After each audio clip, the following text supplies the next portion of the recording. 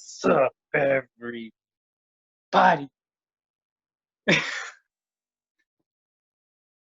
Yes, this is the Red Wolf, my co-host, Mom says you have to play with me. and I'm Cam for 15. And we're back for another One Piece arc review. Talking about, well, let's just say the Punk Hazard arc, the second arc in the New World Saga. Mm-hmm. And you're very energetic over there. Mm-hmm. Anyways, one, as you can see, you won't see it a lot, but I voted. So if you're one of those people that want to talk about or keep saying that you want change for this country in terms of the United States, go out and vote, please and thank you, if you want that change to happen, because only you can create that change. And if you feel like voting won't help, well, then you're a loser. Okay.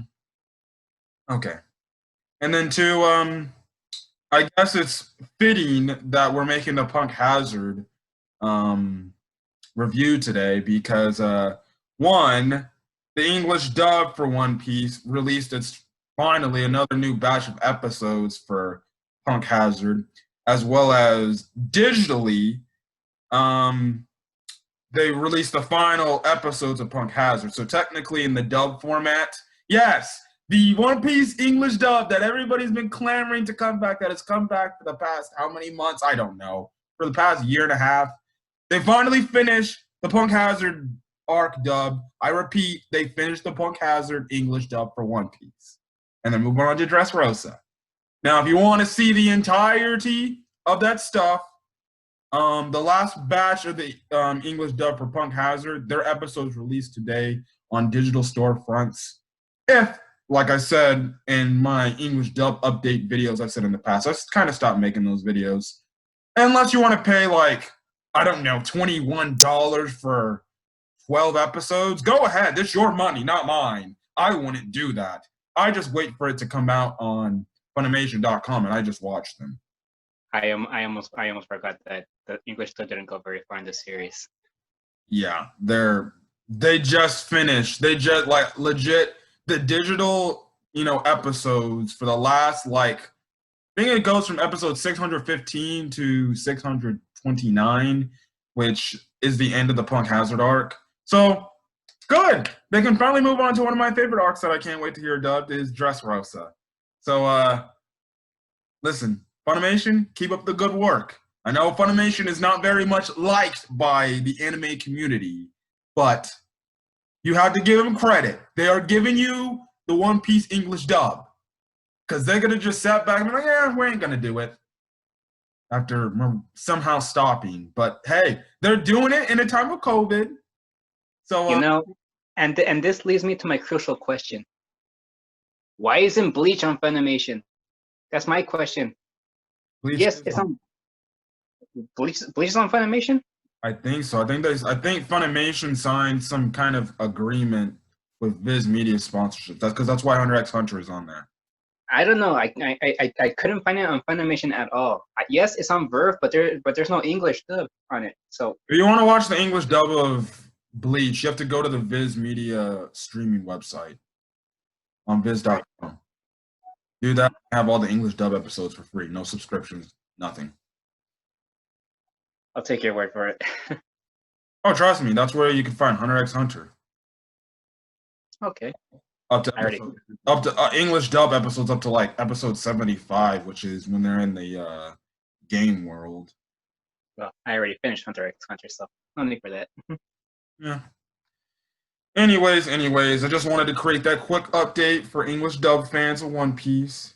Like I said, if you want to get the full thing, and if you want to see the new streaming batch of episodes, but you can't, I want to see the rest of the dub, go blow $21, because I'm not stopping you.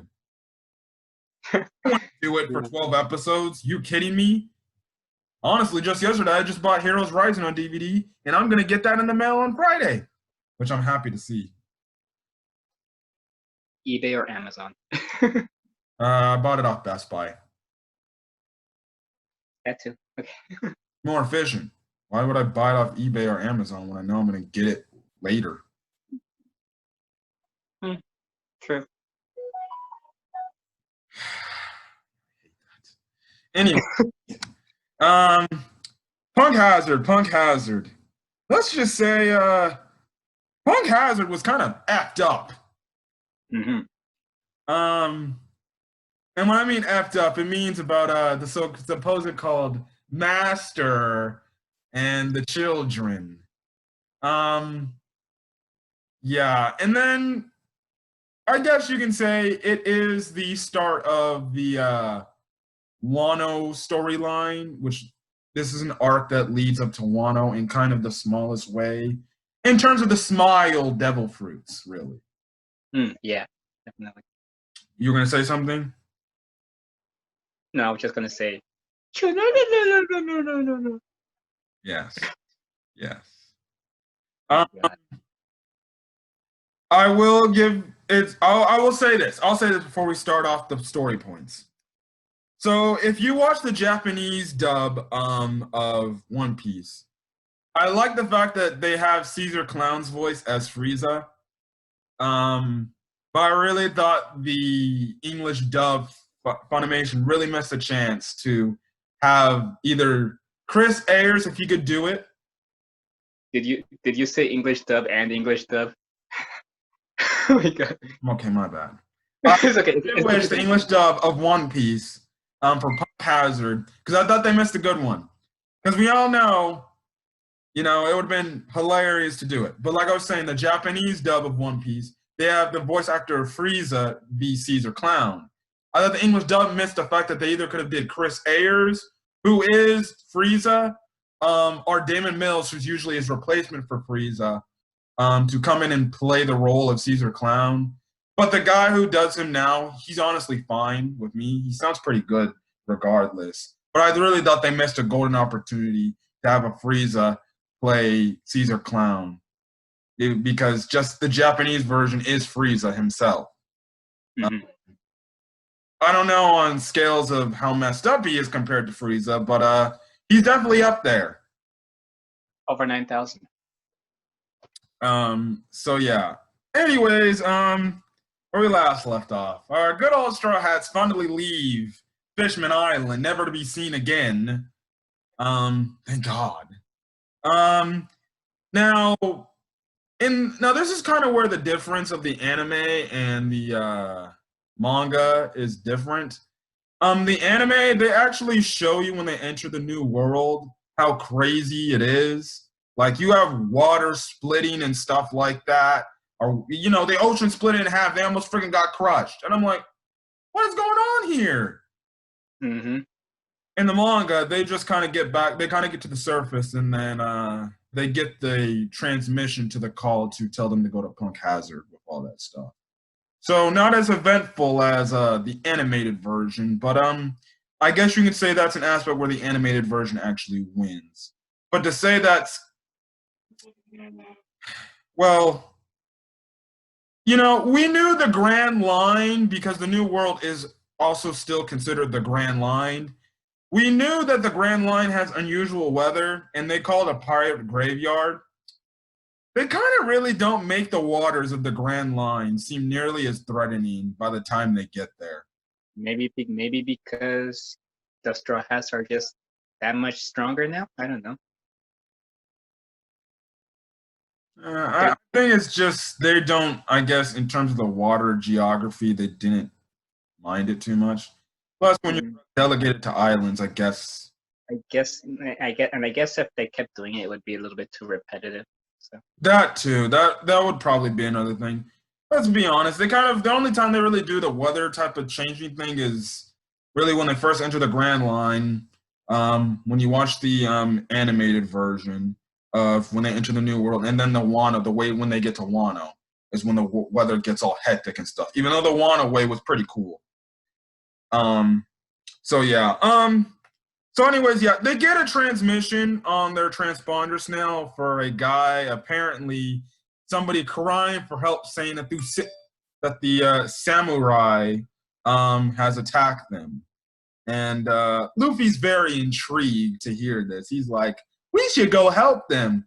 But, you know, the crazy thing is Robin does bring up the point. She's like, well, maybe could be a trap set up by the Marines and stuff like that to try to catch us.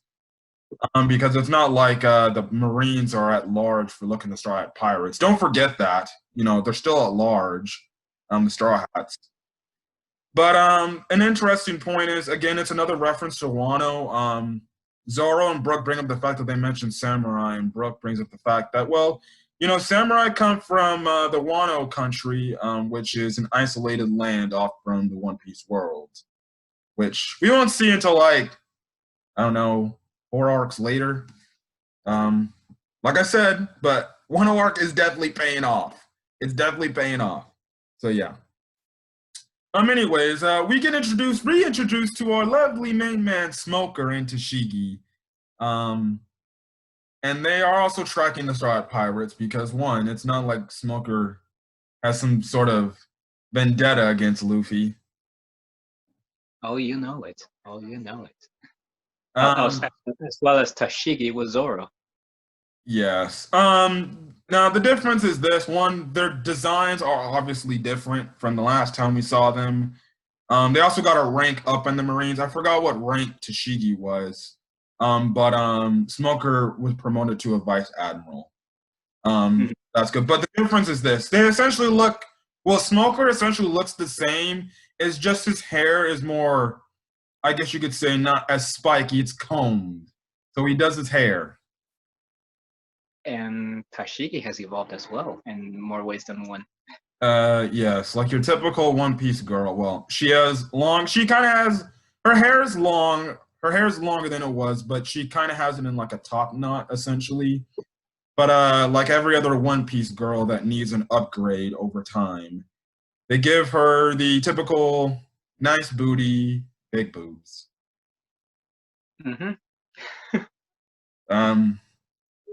We made Tashigi a looker, I will say that. So if you weren't a fan of Tashigi's design at first, I think you'll fall in love with this new design. I'm digging it in more ways than one. Okay. Anyways, the Straw Hats arrive to the island, and one, they see that there's flames surrounded by this island. So what they do is they split them into 2 groups because, like I said, it's not like they always split up every damn time in the New World saga. This team grouping is Zoro, Luffy, Usopp, and Robin. They go to adventure the island, and they go on the Mini Mary to across, like, I guess you could say, an honest, like, a cloud type of roadway. I don't know if that's a Mario reference, but something like that. And they get to the island. The other group is Nami, Sanji, Frankie, Chopper, and Brook. Now, I know I'm skipping a little bit ahead. That group actually gets captured by the mysterious Monster Incorporated looking dudes. And what I mean by that is they're literally wearing the same exact yellow jumpsuits like those guys from the Disney movie Monsters Inc., which I found hilarious for some reason. And technically, they kind of are monsters, even though they're, I guess, centaurs or essentially. Pretty much. Now, the thing is, they don't end up taking Brook because they think it's just a damn skeleton, like legit. Like somebody died, which was hilarious too. But hey, well, if I saw a skeleton, I've been like, what the hell is this? So yeah. Now in the meantime, Luffy's group is in the fiery hellscape of Punk Hazard, and they end up, well, what do they end up fighting, Denzel? A dragon, apparently. Yes. If you never thought dragons were real in the One Piece world, well, shit. Well, now that you mentioned it, we haven't even seen the dragon at all up to that. Yeah, you're right. Yeah. There's actually 2 dragons in this arc. Mm-hmm. Little mini green one, and then that big one that apparently talks too. But I find out it has legs, and it's the samurai's legs, which for some reason he can talk from his leg. I don't know why. Um, they eventually beat the dragon. Luffy tries to pretend like he's a centaur himself. Unless once the legs connect to the dragon, it automatically becomes part of the dragon, and that's how he's able to speak from the dragon's mouth. Somehow, Maybe. I don't know. I don't know how it works. Yeah, I don't even know. I don't know. It's the One Piece world. What do we suggest? Anyways, yeah, Luffy grabs the legs. They get the legs off the dragon. And Luffy literally attaches it to his bosoms, making him think he's a centaur himself. Mm-hmm. That was freaking hilarious. Yeah, they also eat the dragon too. Mm-hmm. So yeah. Okay. I will say it was cool because I was like, oh, okay.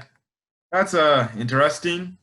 Now the dragon to an extent kind of gave them problems, but not really. So yeah. Another thing to mention is Usopp also sees a certain thing or something in the distance. And he's like, what is that? Which we later find out to be revealed that it's Monette. The well, the chick, the bird chick, and stuff. So yeah. Cutting back to Nami's group, we find out they're put in a cell, and then when they wake up, they see a talking head. Yeah, I'm like, oh, hello. And the head was also split apart quite a bit too. It was also deformed as well. Oh yes.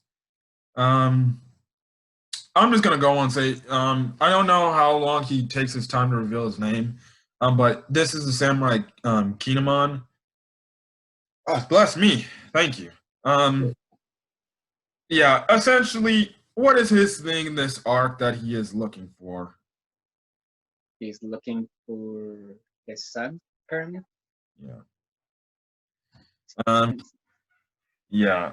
Now, what I do find funny is, at first they don't want to help him, but Sanji reluctantly helps him, and he's like, "You damn fool."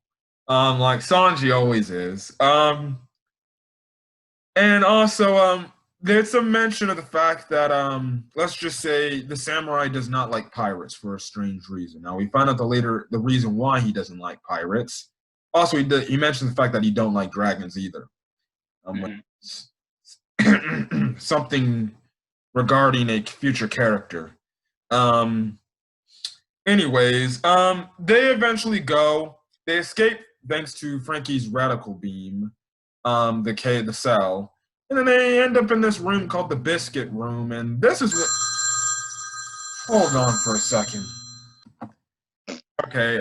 Sorry for that abrupt pause there. A family member's call. Anyways, so they enter this room called the Biscuit Room, and let's just say this is when things get very interesting. I'm like, what?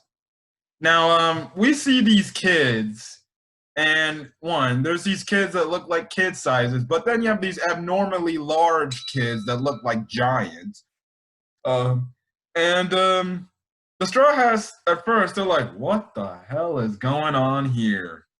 And at first, they try to pass them, but then you have like one of the girls, for the example, one of the little girls, which is the biggest one, Mocha, essentially say, "Could you please take us home? We don't know what's going on." And I'm like, what? And stuff like that. So they eventually agree to take them with them. And I'm like, okay, this is interesting and stuff like that. So they eventually go through all these shenanigans and stuff like that throughout this base or whatever to the point. They eventually get out to the freezing cold, but thanks to Kinemon, which I totally forgot he had a devil fruit when I rewatched this arc. His devil fruit is the Fuka Fuka no Mi. It doesn't have an English translation of a name, but essentially he can create clothing if you have like I think a leaf or something atop of your head. But the moment you take it off, he can't make another one for you, or it just I guess wipes away to an existence or something like that. So okay, not really much of a how would I might say a devil fruit power, but at least it's useful. Yeah. Armor. He can create armor with it, maybe. I don't know. Yeah, I think this is really the only time he uses devil fruit, and then he never uses it again. Yeah, he uses it a few times in Punk Hazard, and then that's it. Yeah.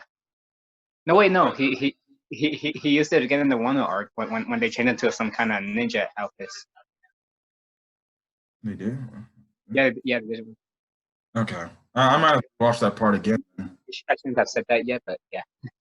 Okay, yeah, but his devil fruit. Listen, what are you gonna do with a devil fruit that can just modify your clothing? Nothing much. Plus, he's already Kinemon's actually a pretty solid fighter. With his sword alone, anyways. That's why he's given the nickname Firefox Kinemon, which I feel like Enzo would like to steal his name from him. Sorry, I'm already known as the Red Wolf. Okay. But I bet you like foxes too. But I'm a wolf.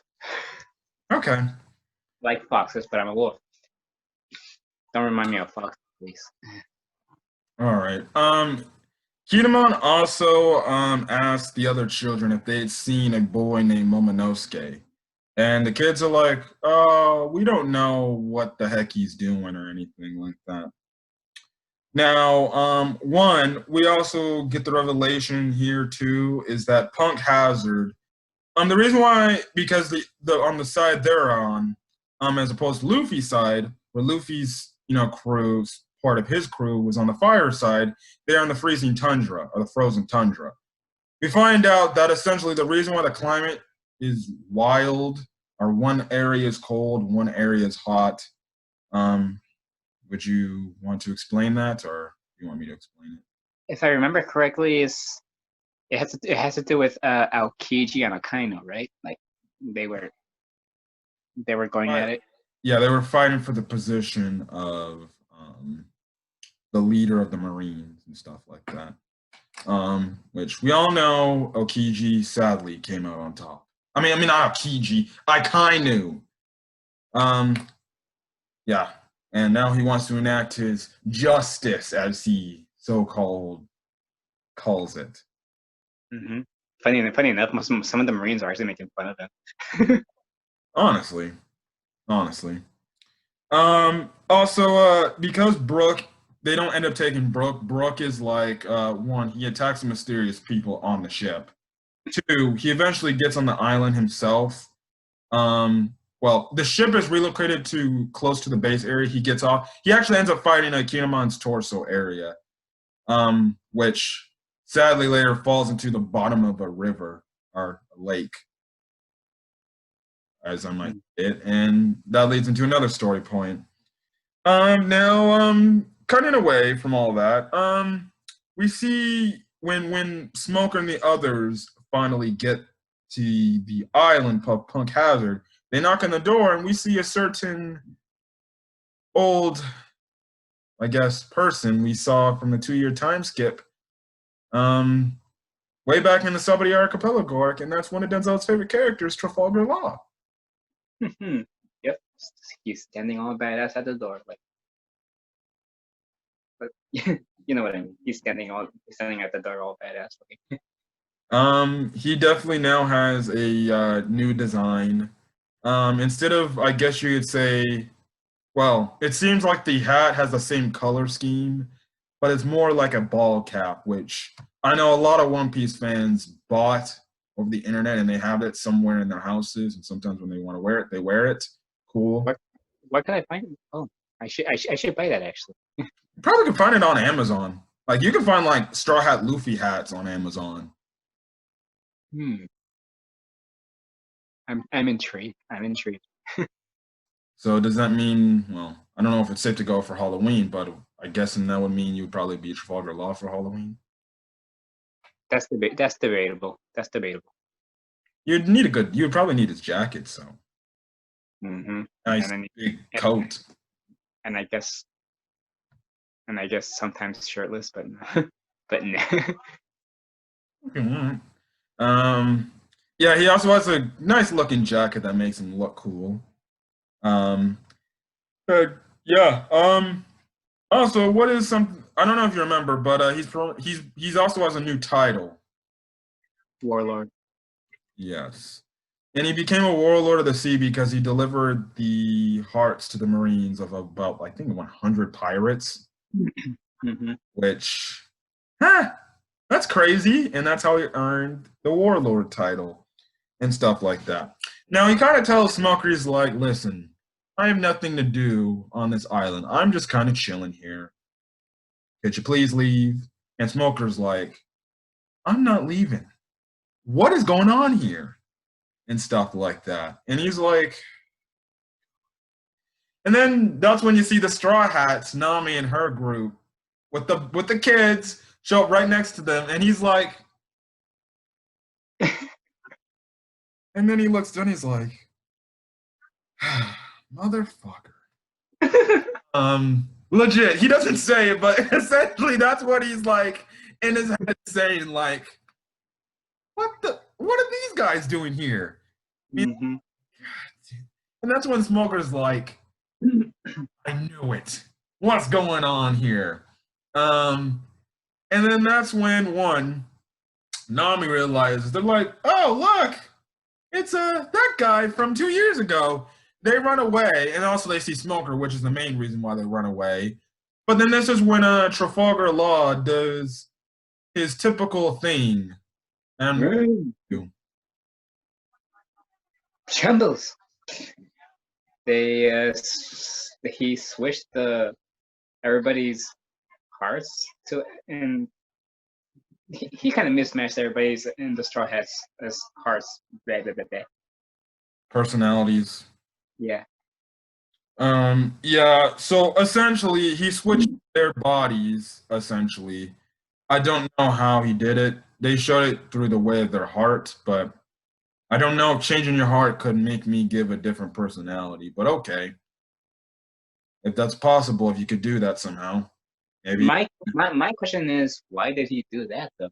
What would that affect for him?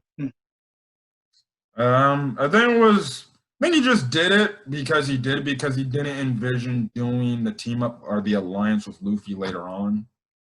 Mm-hmm. That could have been a reason. Yeah. So, anyways, the thing is this.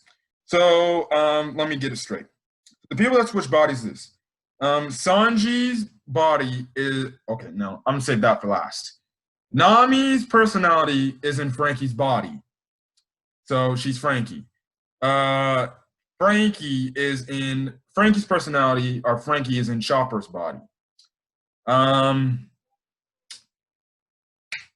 Which that is hilarious, especially the interactions with Robin. Which I guess you can say is more of a shipping thing between the two. I know. I keep bringing up the Frankie Robin ship, but I'm telling you, man, they have something between them going on. I just don't know. Yeah, if a cyborg can actually have anything with another woman. Well, technically, he's still somewhat human. Yeah. But the only question is this: what parts of him are robotic?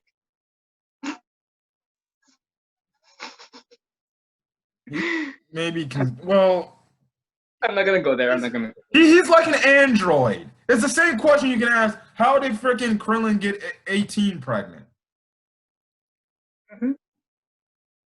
Yeah, but the same thing could be said about Android. Well, even though Android 17, it's revealed that he's only adopted kids. He never has any biological kids. Like I said, I'm not gonna go there. I meant a certain way when I said parts of him. Yeah. Chopper is in Sanji's body, and oh my god. If this wasn't a dream come true for any boy, trust and believe. If he was alone by himself, he'd probably literally be touching himself. And that is our main man Sanji in Nami's body, which any man would die for. I'd rather not be in a woman's body. I'd rather, you know, I'd rather not have a woman's body. I'd rather keep my own body, and you know what I mean. Yeah. I'd rather not put it word for word. 'Cause I don't. Yeah. Um. Now, it was freaking hilarious to say the least. Those were his comedic scenes where you would just have him just pulling out the chest, and you just see him running, saying, "Look at me! I'm in Nami's body. I get big boobies and everything," and stuff like that. Which is the kind of ongoing gag till they finally get back into their original bodies. Like there's a few times in this arc, where he's like, "I'm gonna go off and try to take a picture of this somewhere," and Nami's like, "Do it and you die." Which if you listen to the English dub of One Piece in terms of this banter over Sanji, which I love Eric Bale's performance of Sanji. Trust me, that stuff literally is a laughing, one of the best things about that arc in the dub. I just love just the banter of that. And then I just love the fact that Nami gets freaking PO'd when Sanji is clearly in her body, knowing that Sanji is clearly a pervert, which again, I don't understand why they call Frankie a pervert instead of Sanji, the real true pervert, but I think it's because Frankie's weird ways of acting. I think it's just his weird way of dressing. That's the thing. That too. Well, I guess you can say he is a person wearing a Speedo. Mm-hmm. And that's pretty much it. Just take off, just take off the vest, and you have just almost a barely clothed man. Yeah. Cyborg. Now they switch bodies. After this is when Law again tells Smoker, he's like, "Listen, what you saw back there, just ignore what you saw. I have nothing to do with that, please and thank you. Get off the island before I make you." And Smoker, we all know how stubborn Smoker is. Yeah. So Law is like, "I told you." So he does his room. He literally freaking gets their freaking ship and like literally turns it upside down. Two, he also cuts up some men and kind of switches their bodies around, like putting guys' head on their booties, stuff like that. Can you say that? It's true. Okay, it's your video. He also cuts Tashigi in half, but she's not like gushing blood in half. She's kind of just decapitated in terms of her body, limbs, and stuff like that. Like just being like Buggy the pirate or Buggy the clown, floating pieces of stuff. Mm-hmm. So yeah, and this is when we get the epic fight between Smoker and Law, which I very much enjoyed. Mm-hmm. I enjoyed it. It is one of the few one-on-one fights we get with not only Law but Smoker too. Which is cool because we don't see those characters fight a lot, and just to see Law use his Op Nomi's powers to counteract Smoker's Devil Fruit powers was pretty cool. Yep. And stuff like that. It also shows that Law's a pretty tactical fighter, more than a Luffy type of character. So yeah. Would you care to explain how this fight ended off? If there's anything else you want to say about this fight that you liked? Oh yes, he ended up taking Smoker's heart. Yeah, and they made it play it off like, "Oh, Smoker's dead because his heart got stolen." But the thing is, if Law takes your heart, you're still alive. It's only if you crush or stab the heart, which happens to a character later on in this arc, sadly. But hey, it had to happen. And stuff like that. Also, he eventually later switches their bodies to Smokers and Tashigi's, which I find it funny when they switch bodies. They totally have their personalities in their characters, in the bodies they are. They make Smokers Tashigi look like a Dipsy type of person. While they have freaking Smokers Tashigi all out in the wild. And when I mean that, literally acts as if he was his old self in his old body, literally unbuttons Tashigi's button up shirt and has it to where you could see the cleavage. Also, I don't know if it's good, but he's also smoking in Tashigi's body as well. Yeah, that's why I'm a little skeptical about this. So I don't know. I don't know if Tashigi said it's cool if you freaking because what is it? Nami, she even said, look, if you need to smoke, you're more than welcome to smoke using my body. Even though that might mess up her lungs, but okay. The same thing could go for Tashigi as well. Okay. Even though Tashigi never asked for it. I'm like, hey, smoker, if you need to smoke, you can smoke in my body. It's cool. I'm more shocked that Nami said that to Sanji, if anything, but she was like, no touching my body. Mm-hmm. So yeah. Also Nami is also wearing a different bikini top. She has the same like the Straw Hats have the same exact like character designs from the Fishman Island arc. The only two characters that their designs change is Nami and Robin's. Nami, like I said, her pants are the same tops, are the same bottom jeans that she typically has. My bad. The top is like a red bikini that looks like it has flames on the bikini part of it. I don't know. It's red. That's what I can get out of it. Yeah, and then Robin, she wears like I guess a turquoise blue-green gown type of thing. Mm-hmm. Under it, when they were in the hot area, they showed that she had like a pink, shirt or something under it. But okay. Yep. Anyways. So after that happens, Smoker takes the heart. I mean, not Smoker. Law takes the heart, and then they go.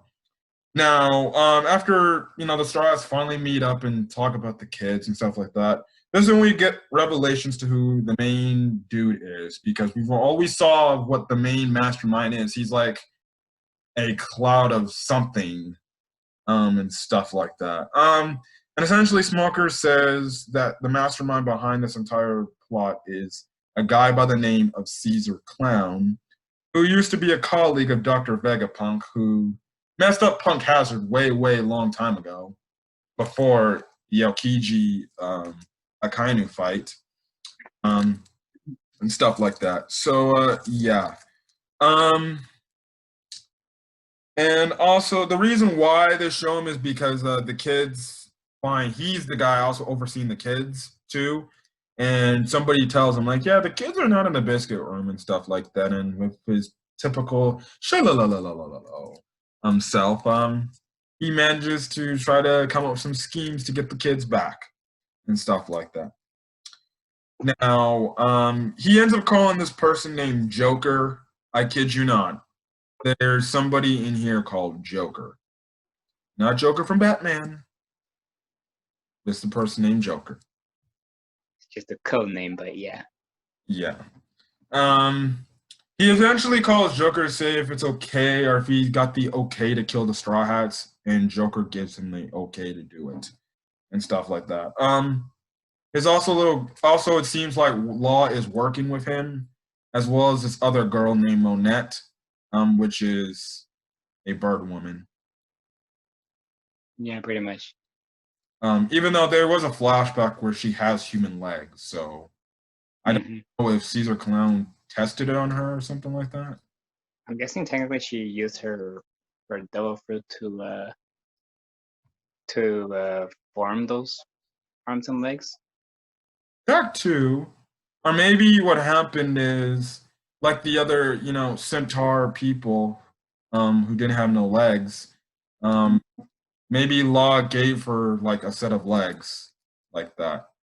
Yeah. Something like that. I don't know. Because she has bird legs, but there's a flashback in the Punk Hazard arc where she has legit human legs and stuff like that. So I don't know if she's like, hey, Law, give me like these bird legs because I want to look like a bird. Because her wings are a bird.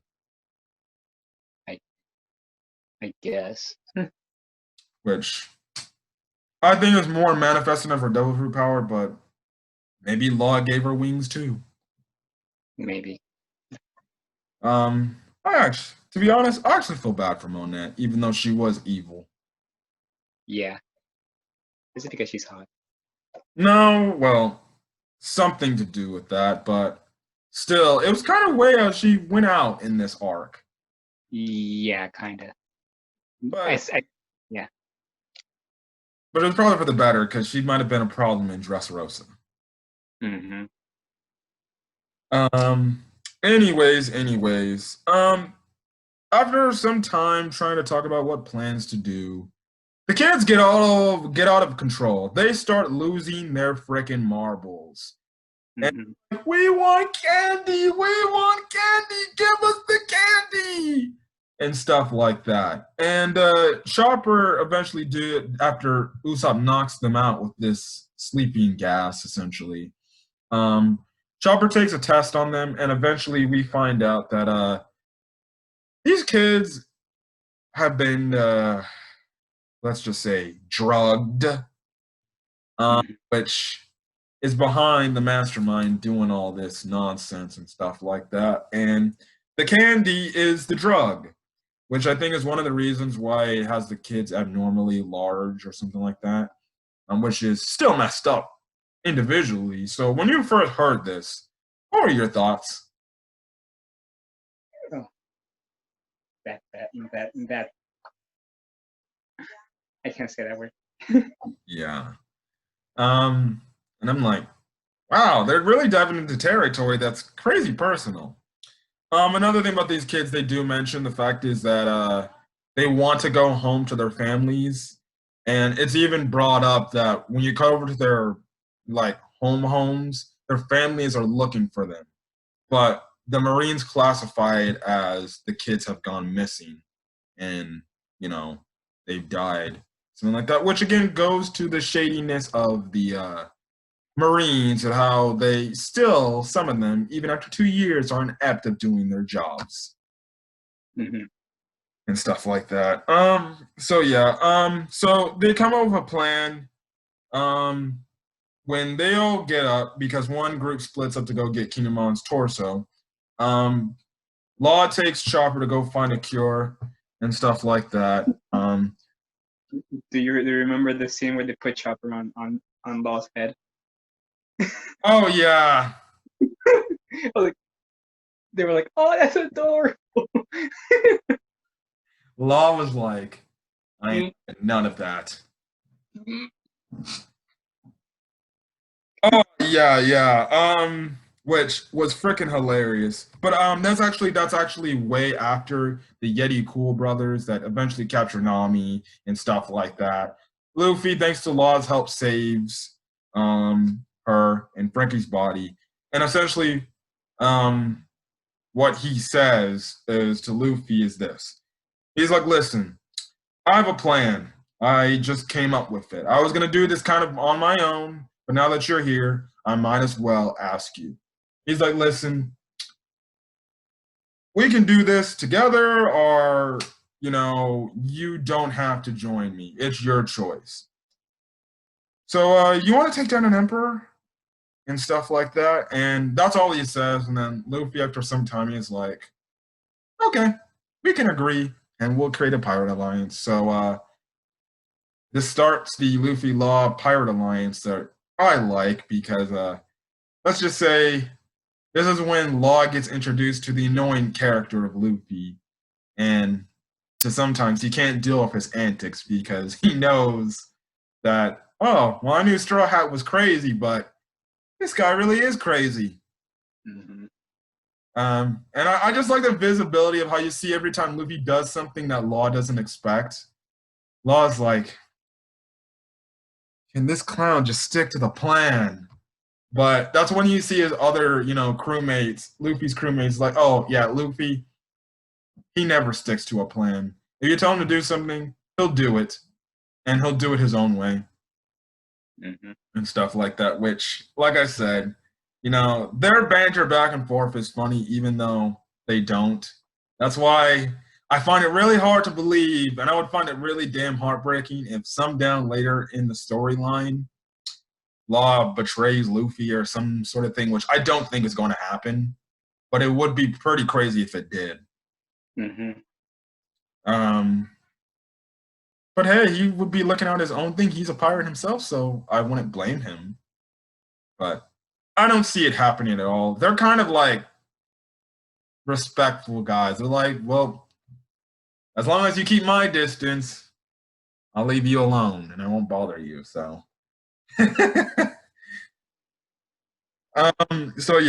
that's cool. So this is also the start to the Yonko saga, which is technically currently going on, but so anyways, like I said, that leads into them creating the plan and stuff like that. Now this is when Caesar releases his monster upon Punk Hazard itself, and that is his monster, his poison glob or blob, Mm-hmm. Smiley. Creative name. Which I still feel like has a tie into the Smile Devil Fruits, but okay. So yeah. Anyways, what happens is the Marines, they eventually get into something. Luffy eventually shows up at the battlefield where the Marines are fighting. I forgot who they were fighting. And they start taking down the Marines and stuff like that. We get a Smoker versus Luffy in Tashigi's body. Sorry, hiccup. And that fails. But then the reason why they're there is because the whole thing is they need to capture Caesar Clown because that's Law's plan to capture Caesar Clown. And you have Luffy always saying, "Come on out, master!" Which is hilarious. And then obviously the master comes out and stuff like that. And let me just say this. And I think we could talk about this. The fact that the workers for Caesar Clown have so much faith in him, and slowly by slowly, you just see him just like have no care for them. He just sees them as test subjects. Like he does it time and time again in this arc. Like he acts compassionate to them, but then behind his back he's like, "Get rid of them. Get rid of them."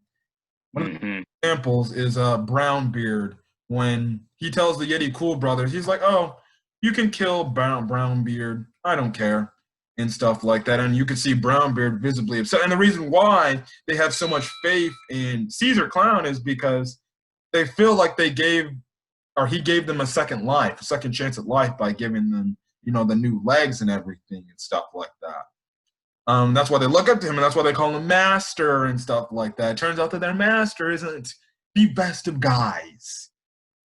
Because there's many times in this arc alone, he literally sacrifices them for his own goal.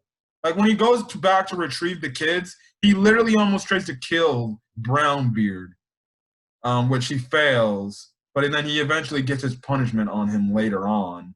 When, Smiley is released and after eating a candy, he leaves his test subjects to die when they have a dragon sled, like legit ready to go. But he has acid on the ropes to break the thing, which let the dragon escape. And he leaves his freaking co-workers to die. Oh, man. And I'm like, Caesar Clown may not be the best villain in One Piece, but I'll tell you one thing. He is one of the most effed up villains in One Piece. Yes, indeed. Like, one, he was drugging kids, and two, he don't even care about the people he helped. He just sees everything as a test subject. Kind of reminds me of Juzo Mito from Code Vein. I'm not gonna say anymore. Okay. Anyway, Caesar, like I said, when Luffy gets to the battle for the Marines, Caesar shows up. Luffy is like, one, he bear hugs him. He's like, I got you, master. And then they end up getting to the first of 3 fights. Yes, I repeat. Luffy was fighting Caesar Clown on 3 different occasions.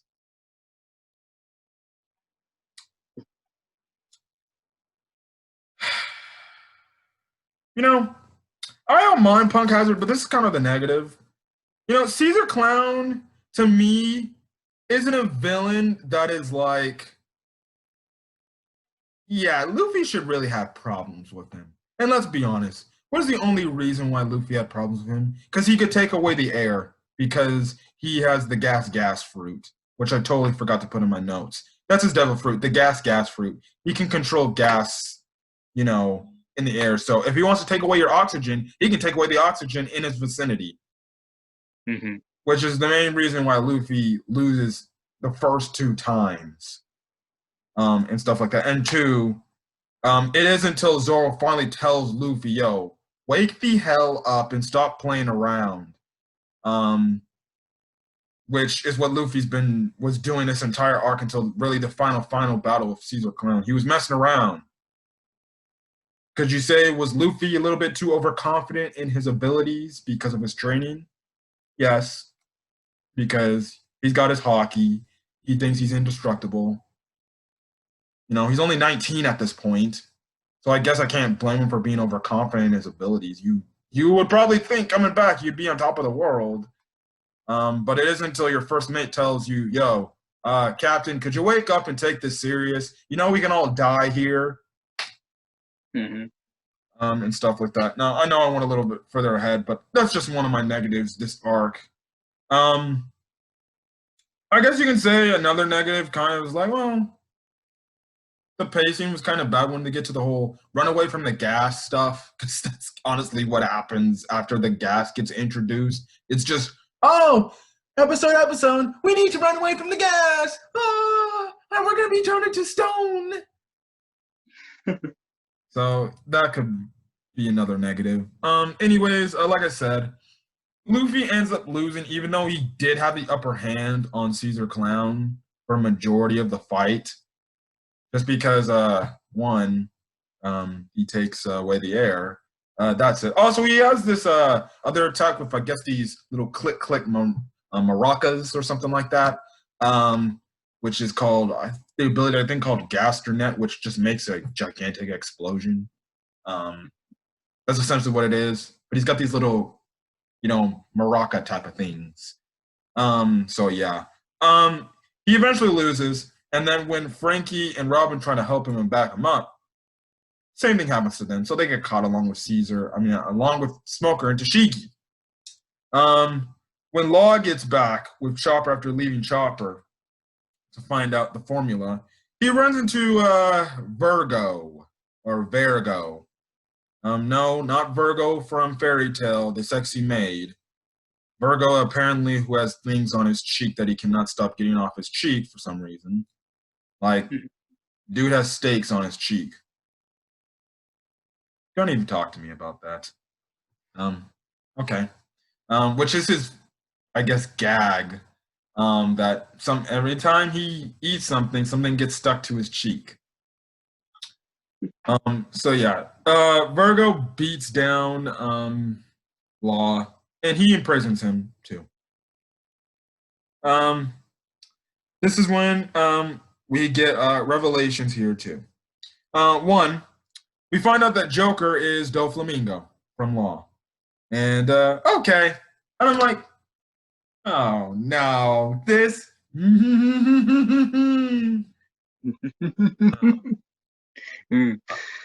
Oh my god, I really had to stop doing that. I've been doing that a lot.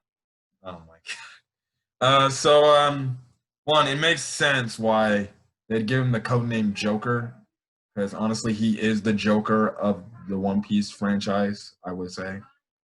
Mm-hmm. So yeah, that's also when they also introduced Smiley to the world and stuff like that.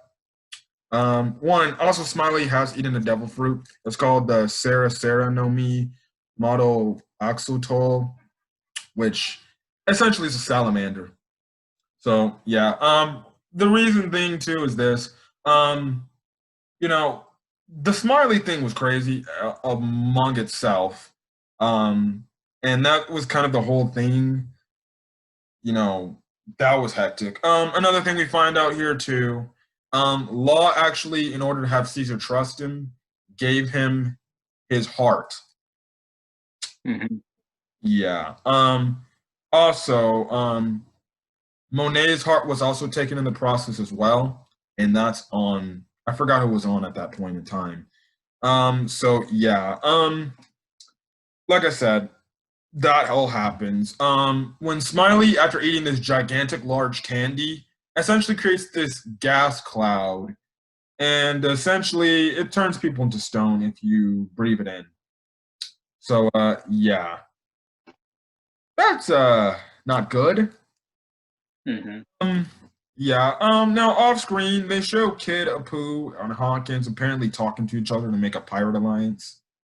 Um, which that doesn't go anywhere for Kid, knowing what happens to him later on. So yeah. Like I said, going forward after Luffy and the others escape the cage, literally it becomes a chase or a chase scene and went away from the gas. How many levels do you get to before the thing? Another thing to mention too, because the kids are crazy, you know, because one thing is one thing. If you're on a drug and and the reason why the kids are acting so crazy is they're going through a withdrawal. And withdrawals are essentially when you do not have a drug for a certain period of time. And they're clearly addicted to this drug and stuff like that. Now they try to make them go back to the biscuit room. Mocha actually snaps out of reality, which she's the biggest, you know, kid in this entire arc, in terms of story. And she snaps out of him. She's like, no, we can't do this. We can't, you know, do all this stuff. To the point, like, when it gets like so bad enough, you know, she even there's a part of this arc, she takes all the damn candies and she eats them all. That was dark right there when she when she coughed up blood after that. I literally thought they were gonna kill a kid.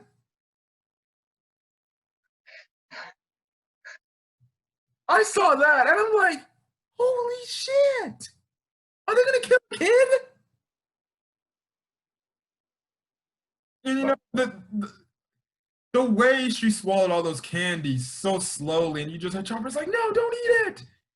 And I was like, yeah.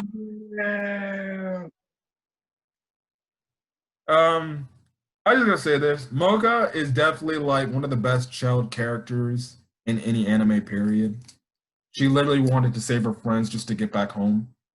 I really like Mocha in this arc, even though you can say the kids were some of a nuisance. They were kind of a good plot point there, and they didn't feel like they didn't get in the way, and stuff like that. Some things that happen on the chase scene. We see a Sanji versus Virgo fight that doesn't go anywhere. We see at first Luffy versus Monette fight, but Luffy eventually gets down into, well, the slums and finds Momonosuke in his artificial dragon form, which he later escapes out of there with Momonosuke. But then when we also see the fight between Monet and Tashigi, but then Zoro comes in for the clutch save and kind of scares Monet off to the point she can't even reform and stuff like that. Or she's too scared to fight because Zoro says, like, I'm not going to kill you, but you better be up out of my way, essentially, which scares the living daylights out of Monette, which prevents her from fighting and stuff like that. Monette's devil fruit is the Yuki no Mi. And no, not Yuki from Sword Art Online. Yes, I know. The English translation is the snow fruit. Like I said, he beats her mostly because of the fear. He doesn't kill her because Zoro has a code against killing women.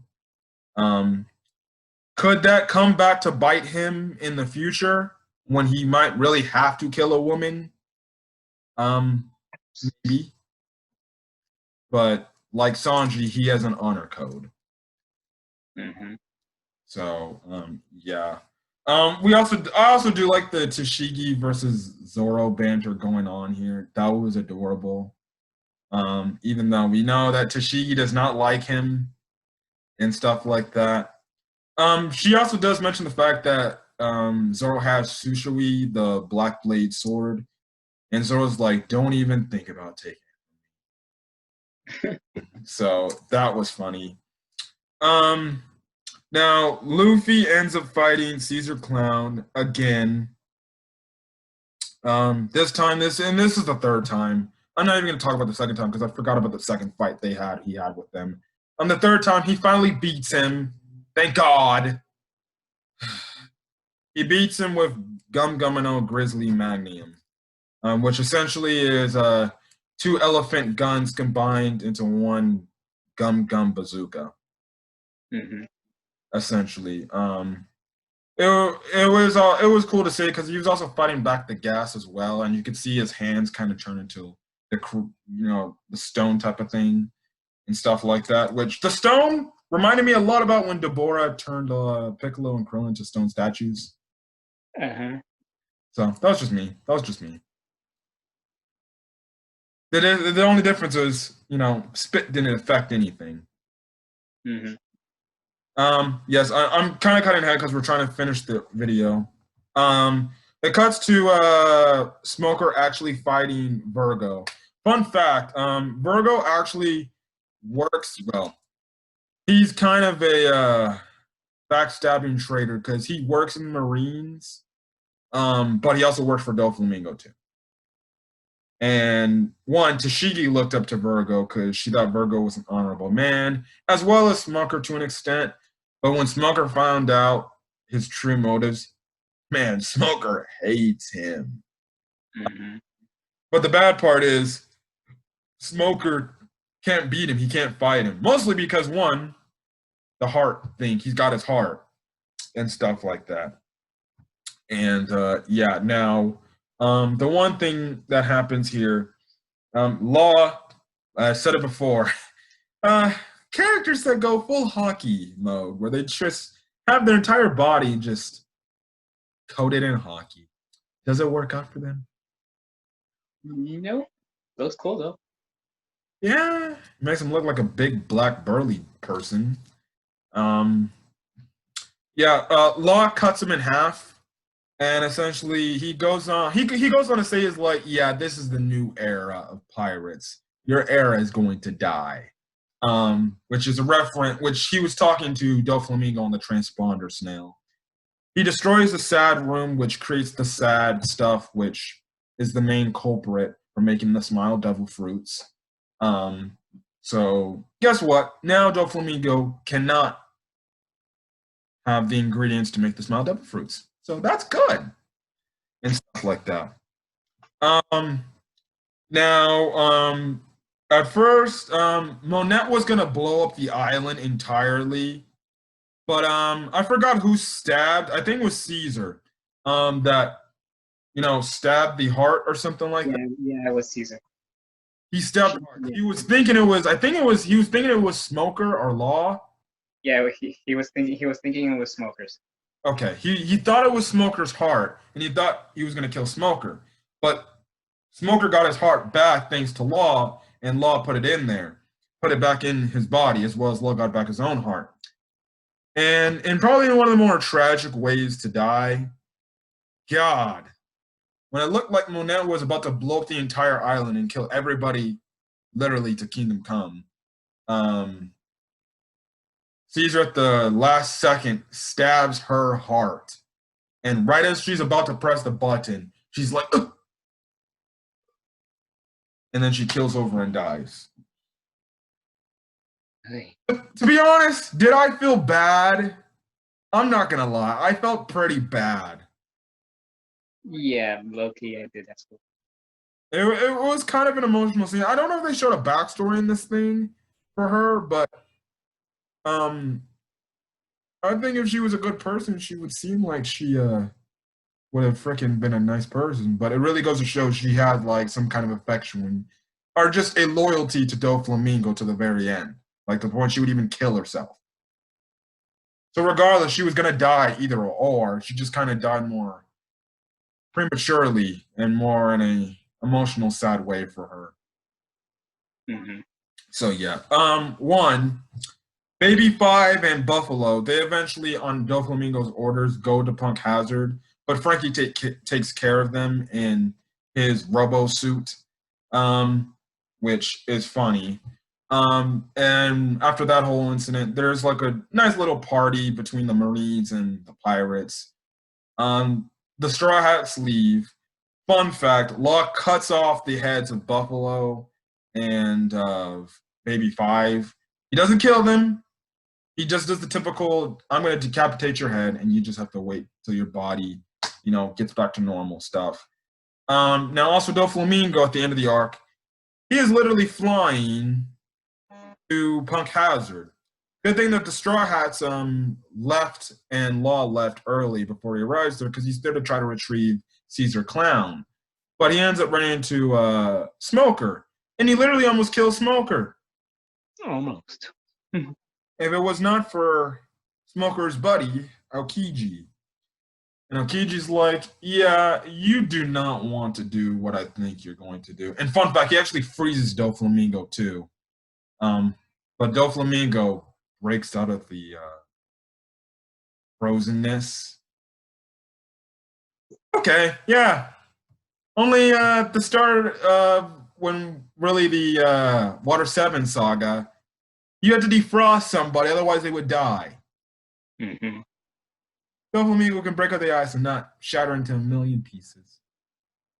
Okay. I'm just gonna say that. I'm just gonna say Doflamingo, there's no way Doflamingo should have came back from that. But okay, plot. And the fact that he was the next big bad villain for the next arc. Okay. I was just gonna put that out. Are you really questioning logic in a Shonen Jump anime? I know you asked me this question many times, but yes. And yet you're still asking that question. Yeah, Doflamingo, he's like, fine, I'll get the hell out of here and I'll go back home to Dressrosa and stuff like that. So he bails, which leads into Law trying to blackmail him into giving up the Warlord title, which we'll talk about next week. And that's when Smoker is, has a little talk with Aokiji Depths, and then that's when Smoker is like, okay, let's get these kids back to their parents and stuff like that. And for the time being, that is the last of Smoker we ever see in the storyline going forward. So far. Yeah. I guarantee you Smoker somehow, some way is going to be involved in the final arc battle, because let's be real. Smoker has been there for some of the biggest battles in the One Piece world yet. And he's seen the truth. Alabasta, he's seen the truth. He was there at Marineford. He's definitely going to be at the final battle and stuff like that. I wouldn't be shocked if he... I'm telling you, my predictions for Smoker is this. I feel like he's going to be the fleet admiral of the Navy by the time the story ends. Mm-hmm. It would make complete sense because he's an honorable type of person. So yeah. But like I said, the only other way you want to see Smoker in the 2-year time skip is if you watch One Piece Stampede. That's the only other time you will see Smoker. But I don't even think he has made an appearance so far yet. Nope, I don't think so either. I think even in the manga. I don't know. But yeah, Smoker has yet to make another appearance so far. But we all know we're going to see our pal Smokey later. He's just as important of a character as Luffy. So yeah. And that's where the Punk Hazard arc ends. And like I said, we lead on to Dressrosa, which is one of my favorite arcs, even though it's extremely long.